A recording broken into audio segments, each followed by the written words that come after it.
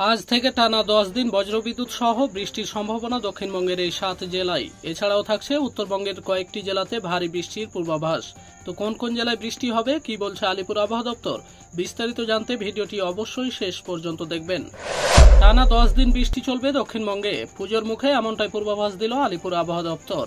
এদিন শুক্রবার ফের বঙ্গোপসাগরে একটি ঘূর্ণাবর্ত তৈরি হওয়ার প্রচুর সম্ভাবনা ছিল, যার প্রভাবে বজ্রবিদ্যুৎ সহ বৃষ্টির সম্ভাবনা কলকাতা সহ গোটা দক্ষিণবঙ্গ জুড়ে। আবহাওয়া দপ্তর সূত্রে খবর, শুক্রবার উত্তর বঙ্গোপসাগর এবং সংলগ্ন এলাকায় একটি নিম্নচাপ তৈরি হওয়ার প্রবল সম্ভাবনা তৈরি হয়েছে। আজ থেকে 13 অক্টোবর পর্যন্ত দক্ষিণবঙ্গের জেলাগুলিতে হালকা থেকে মাঝারি বৃষ্টিপাত হতে পারে, কোথাও কোথাও বিক্ষিপ্ত ভারী বৃষ্টিও হতে পারে বলে জানিয়েছে আলিপুর আবহাওয়া দপ্তর।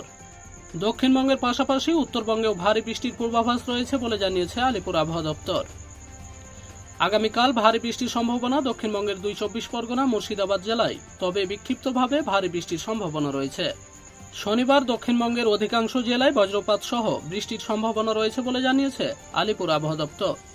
রবিবার থেকে বর্ষণ কমতে পারে বলে জানিয়েছে আবহাওয়া দপ্তর।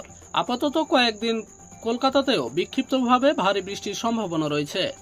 আগামীকাল কলকাতা ও সংলগ্ন এলাকার আকাশ আংশিকভাবে মেঘলা থাকার সম্ভাবনা রয়েছে। শহরের সর্বোচ্চ তাপমাত্রা থাকতে পারে সর্বোচ্চ 30 ডিগ্রি সেলসিয়াসের আশেপাশে। দক্ষিণবঙ্গের বাকি জেলাগুলিতেও বজ্রপাত সহ বৃষ্টিপাতের সম্ভাবনা রয়েছে বলে জানিয়েছে আলিপুর আবহাওয়া দপ্তর, তবে সেভাবে ভারী বৃষ্টির সম্ভাবনা নেই। আবহাওয়া দপ্তর সূত্রে খবর, ঘূর্ণাবর্ত এবং অক্ষরেখার জোড়া ফলায় শুক্রবার নিম্নচাপ তৈরি হতে পারে উত্তর বঙ্গোপসাগরে। পাশাপাশি উত্তর পূর্ব ভারতের মৌসুমী অক্ষরেখাও সক্রিয় রয়েছে।